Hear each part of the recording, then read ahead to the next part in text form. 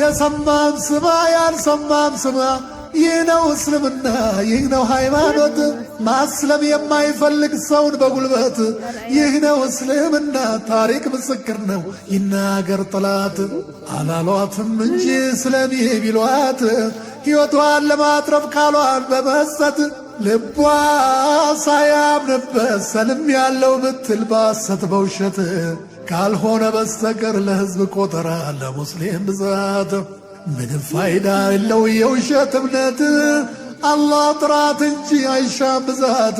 ለዚህ ነው ጌታችን በቁርአን አያት ላኢክራሀ ፊዲን ብሎ በማለት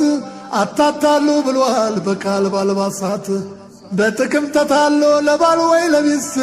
ሰልም ያለው ቢሉ መች ሆነ ካንጀት እንደ መብት እንጂ መች ሆነ ሃይማኖት እንደ መብት እንጂ መች ሆነ ሃይማኖት።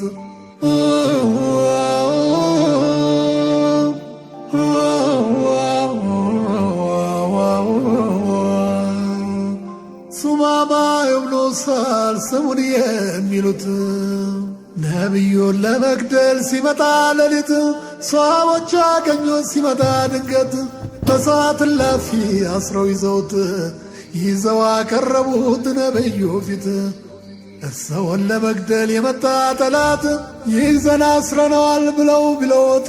ሄደው ሊጠይቁት በታሰረበት ምንድን ይታያል ሱማማን ቢሉት አለ ብትገለኝ ብትቀጣኝ በሞት